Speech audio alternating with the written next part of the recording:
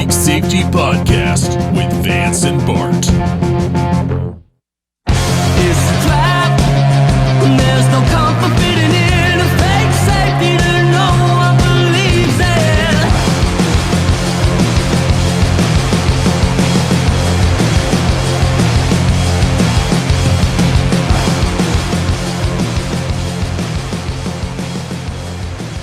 We are in the Wonkavator. whatever this union is that we're in today. Dearly beloved, we are gathered here today to discuss whether it is yin yang or yin yang. Is it? That's our episode. I think that's it. So here we go. I believe it is yin yang, but I want it to be yin yang because it feels more symmetrical. I'm going with yin yang. All right. Episode over. Have a good week. See you guys next time. The reason I'm thinking about a yin and yang is actually because I'm curious about something we talk about a lot, which is the red team, blue team are all just two sides of the same coin. Some folks tend to talk about them in the same way that they would talk about yin and yang. Mm-hmm. But one of the things I was noticing about the historical political alignments, especially as it relates to the pandemic early days versus where we are now, and just for reference, we're nearing the end of 2021, which seems crazy to say, but nearly 2 years ago, there was this brief moment where the red team and blue team were completely opposite of where they are right now.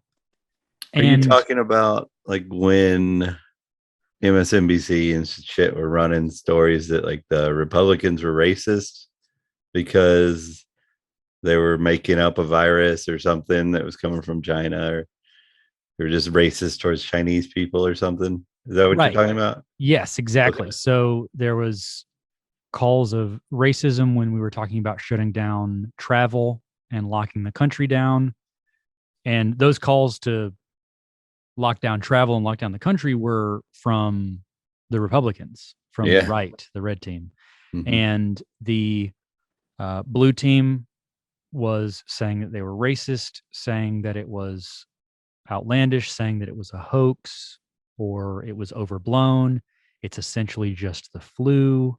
And then even well beyond that, we get into dangerous waters with, Fauci, who can sort of muddy things up a bit because he's like, don't wear masks. But that's more just his lies, which I think could be unpacked in maybe a different way. But even before that, I think there was this brief period where people were still in two very distinct camps, right? Pro lockdown, full on fear mode.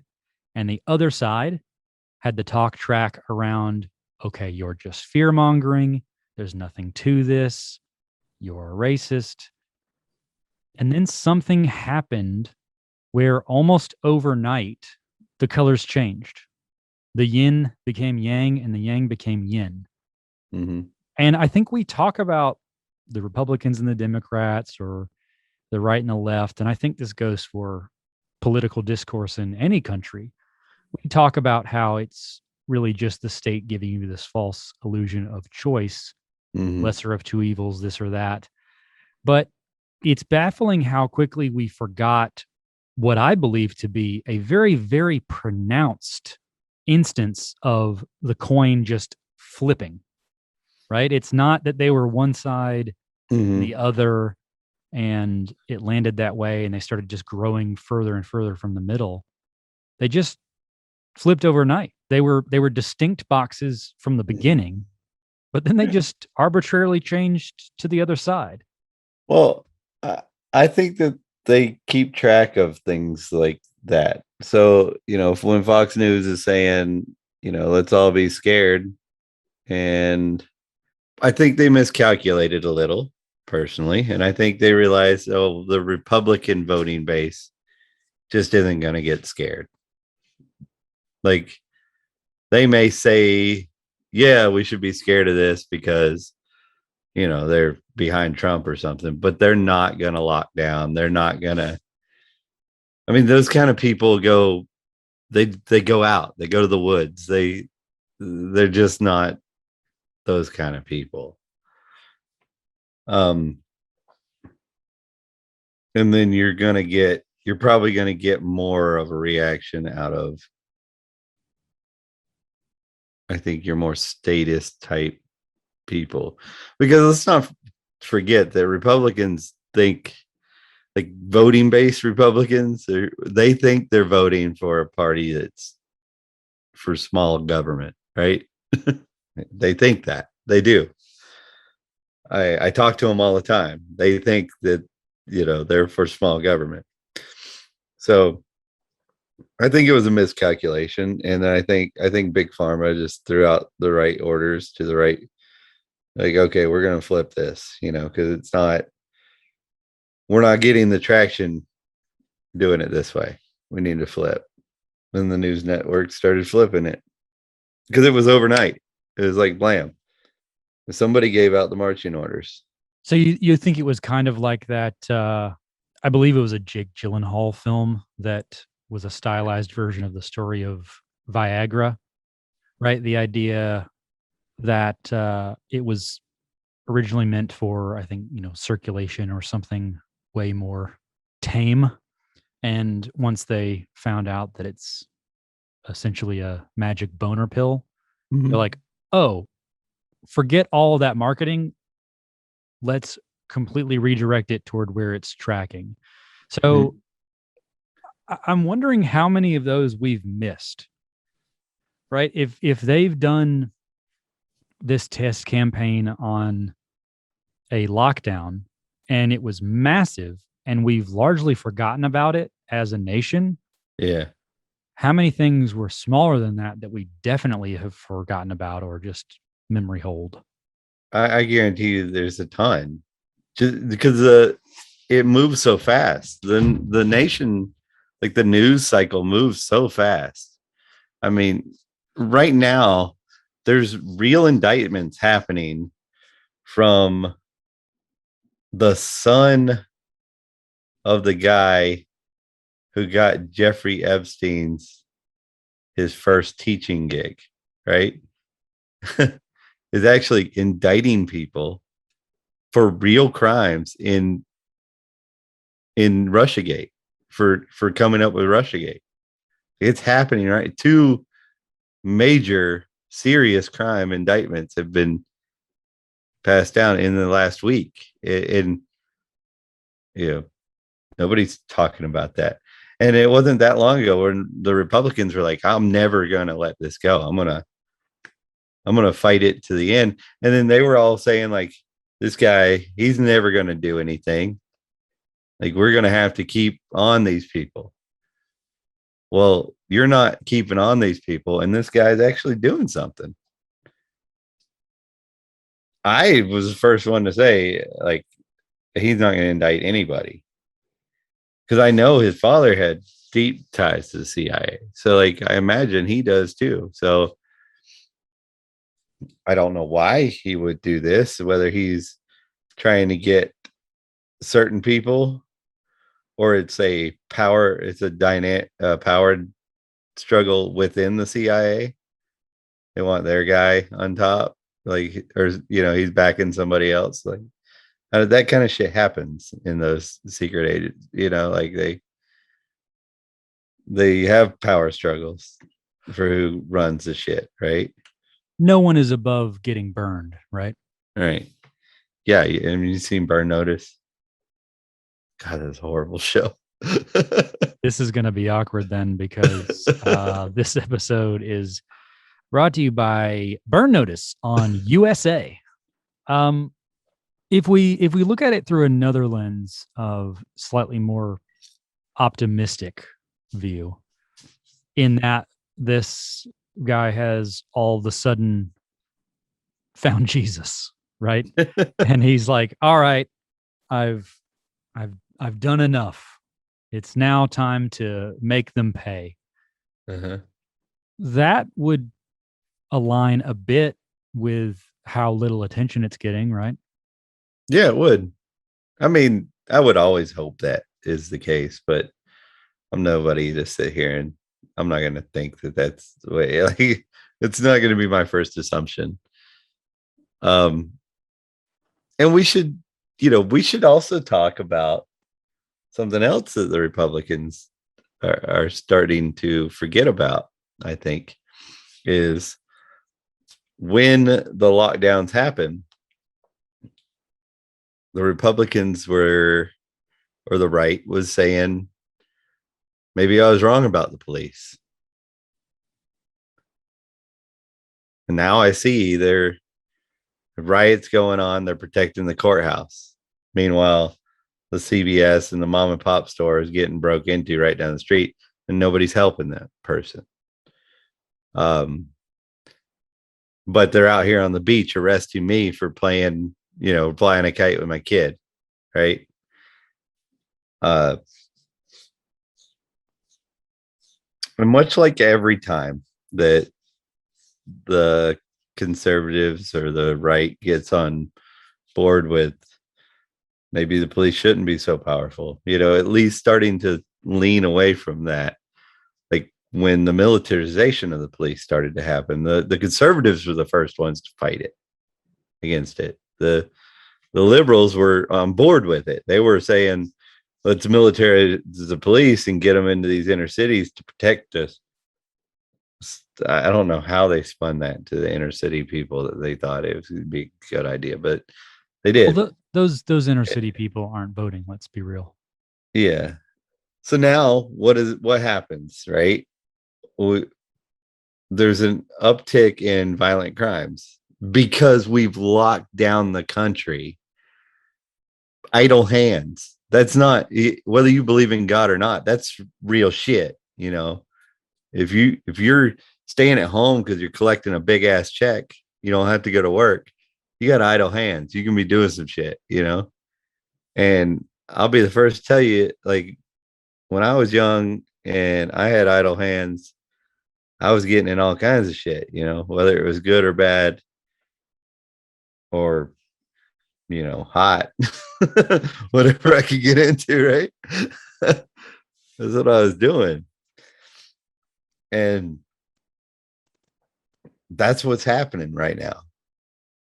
You've got desperate people because some people are running out of money. You have ruined people's lives, right?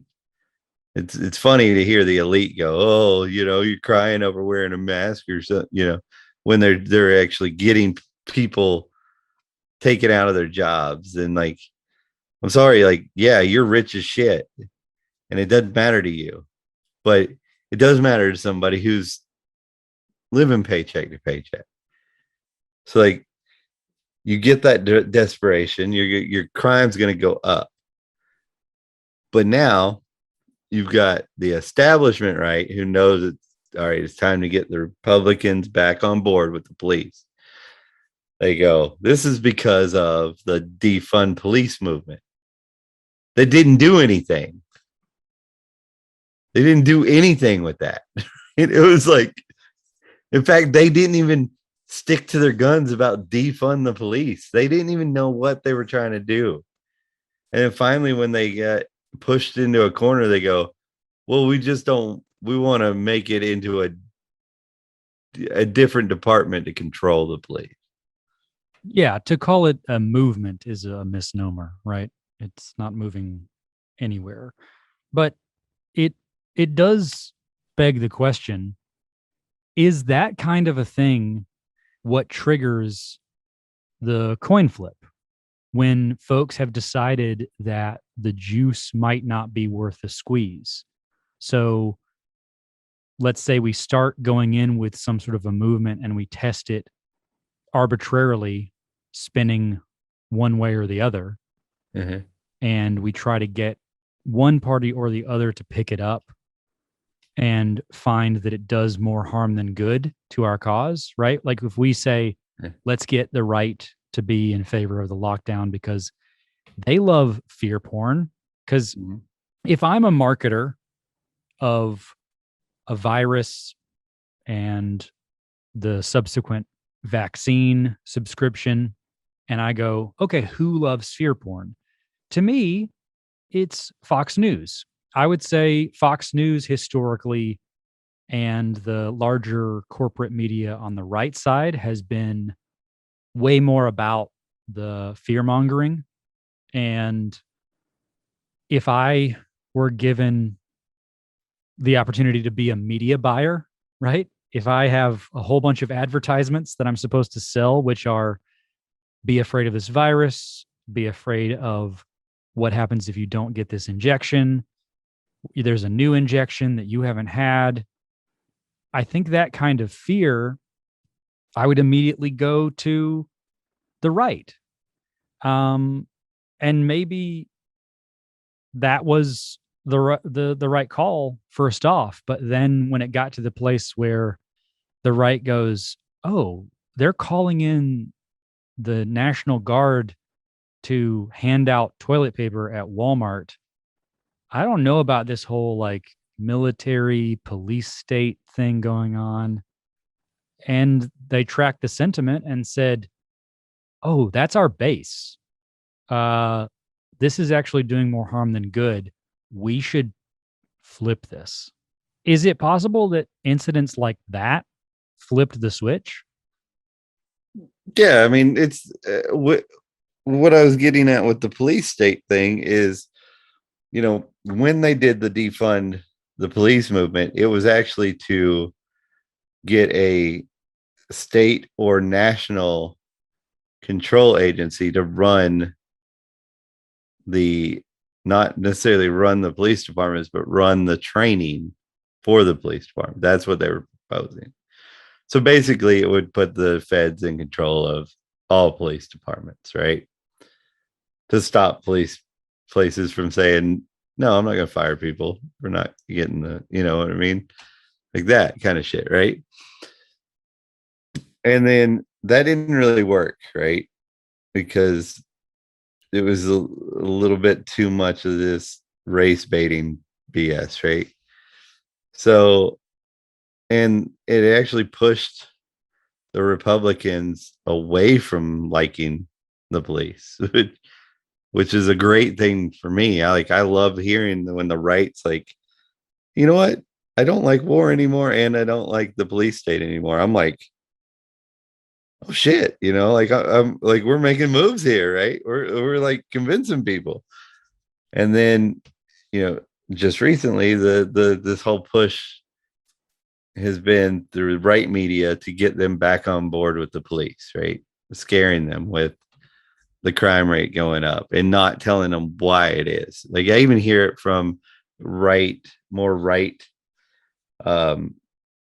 libertarians. Like the scare tactics works on them. They're like, we don't have a private type security anything set up, so like to them it's feasible that it's the police. Like they're not thinking about like all the other things that have happened due to the lockdowns, the people out of work because it's just better to be out of work because you get more money and you're not working, all these factors that cause violent crime to go up.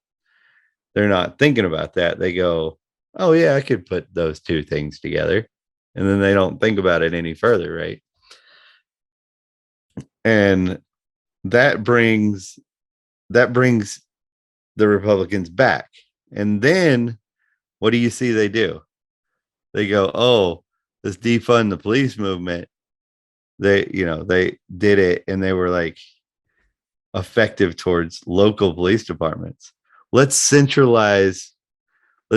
grow the county police departments and get rid of a lot of the city police departments. So it's all about centralizing the power, making sure the big government people control the police, right? Whereas it should be going, all right, let's move the police away from central government.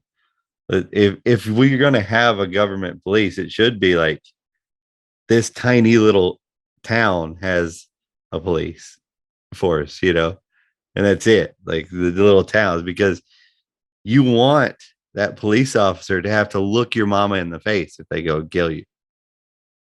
You know what I mean? You want that police officer to not get free coffee at the gas station if he goes kills a little kid in the neighborhood. You want somebody who knows you. You're not just a person in the car. You're you. You're Steve or Brian from down the block. Our kids play soccer together, you know. You're not going to get those same kind of problems with those kind of police interactions. And that's what they don't want. So they are manipulating the right now to go back on to pro police and actually more pro centralized police. I don't see the centralized police thing actually taking traction with any of the right people that I talk to, but they are pushing it.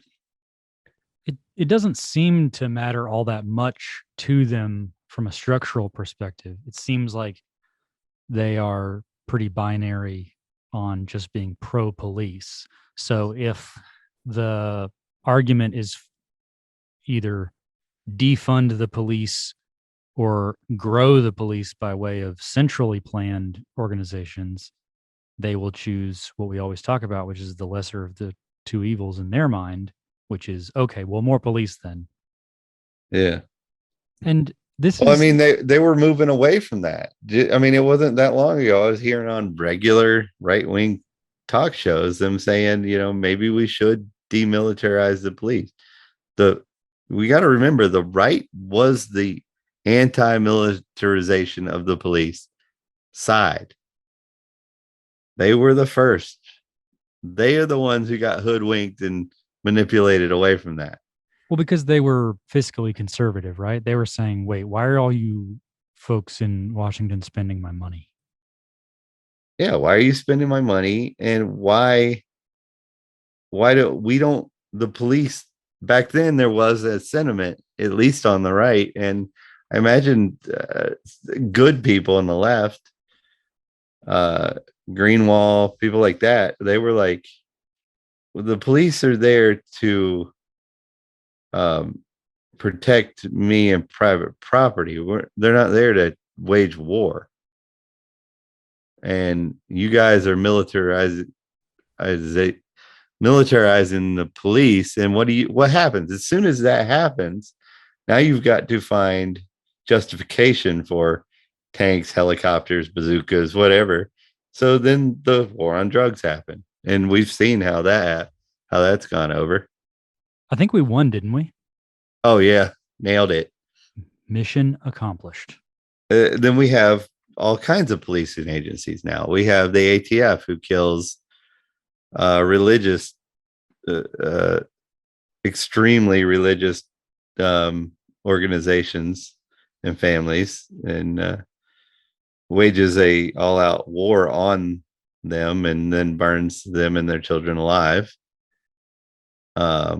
We have a setup, ATF setup to justify them. They go try to set up people with gun violations, right? And they end up taking a setup too far and killing a man's entire family in front of him over nothing. Well, we get the Bundy Ranch not that long ago, you know, at the border, where they didn't want the border patrol on their ranch or whatever. And they killed that guy later on. You know, when the news wasn't watching anymore, they murdered him and on the streets. He had the mindset to run away from his truck, so the bullets wouldn't, the backdrop to them killing him wouldn't be his family. So he ran out in the middle of the street and let him shoot him there. That was, I mean, thank God somebody got that video footage before it was all destroyed. You know what I mean? Even though nothing's ever came of it, but it's out there. You know, you can see them kill that poor man in cold blood. Yeah, what's more infuriating? The idea that so much of the behavior that's akin to that gets washed away and swept under the rug and has ostensibly gotten worse over time, or the fact that that was documented and captured and nothing has come of it. Yeah, you know, well, when the people prosecuting are the people who need these people killed, you're not gonna get anywhere with it. I mean, we all saw what happened after Waco. I mean, those people are still in power today.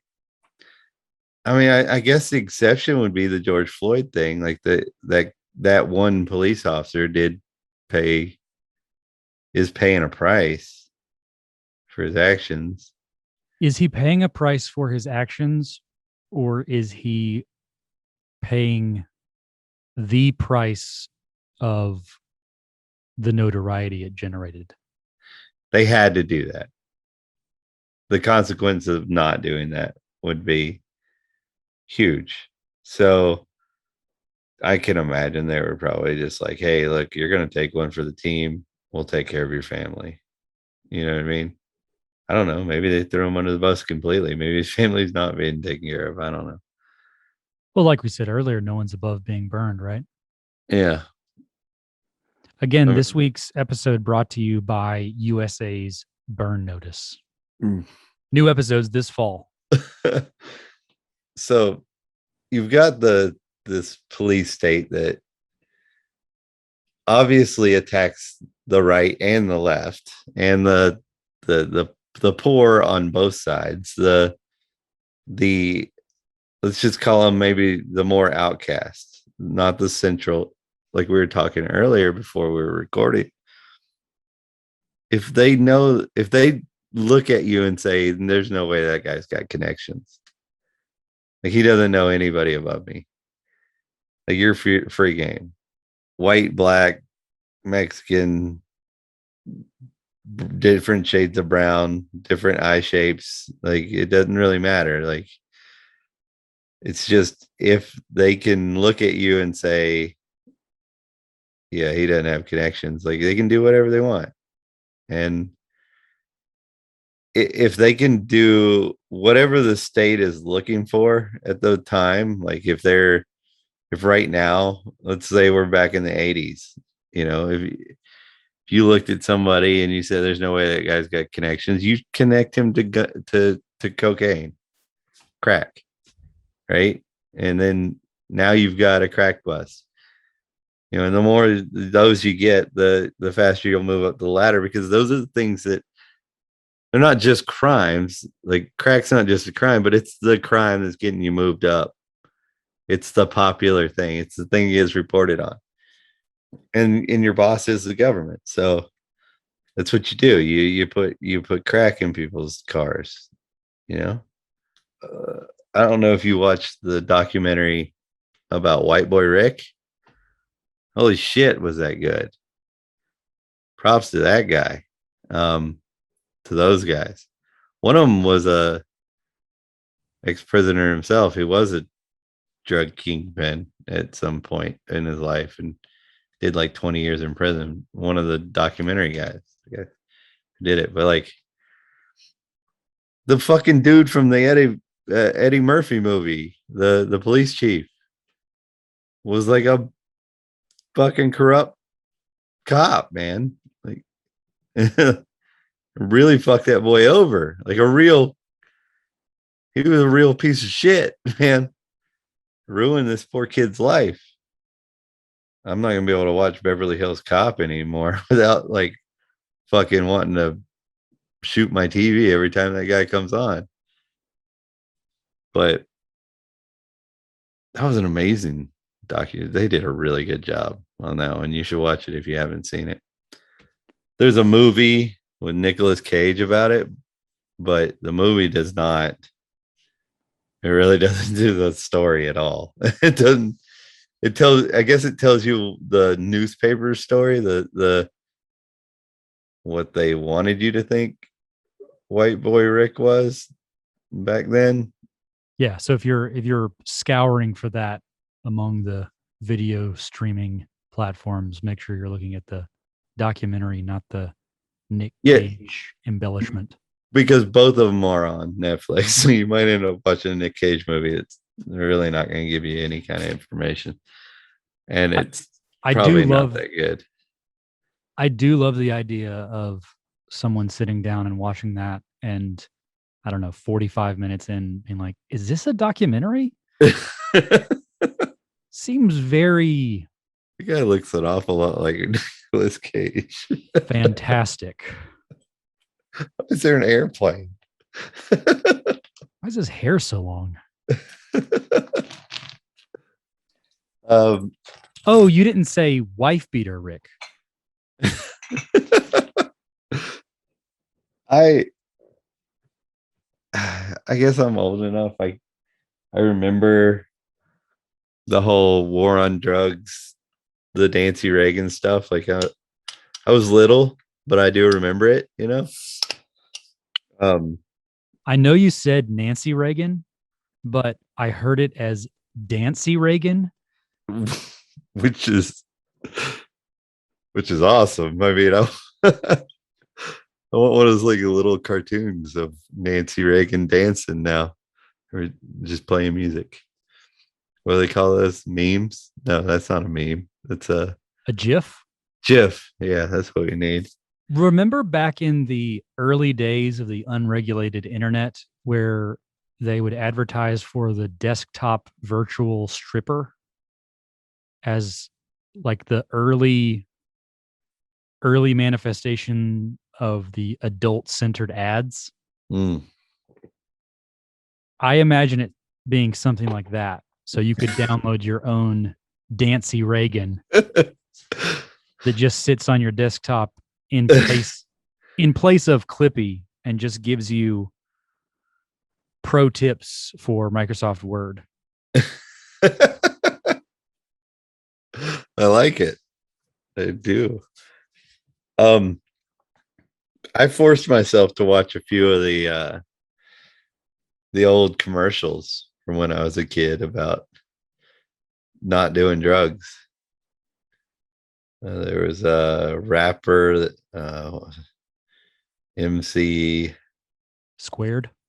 MC Right Stuff or MC something like that. But like apparently that one was so lame it ended his career or whatever. But do you remember the one with the dad who was like, where'd you get these? How do you know how to do these? And he's got the just I learned from you, Dad. Yeah. And it was so dramatic the way the acting was. And then there was a deflated person on the couch. I think that was supposed to be weed. There was also the classic "Your Brain on Drugs," which was the egg in the pan. The egg. Yep. I watched the a clip of the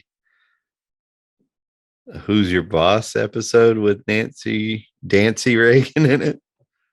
If you go through the propaganda of the war on drugs and then just live today, see what they're doing the vaccine, you go, oh, it's the exact same playbook, just a different thing.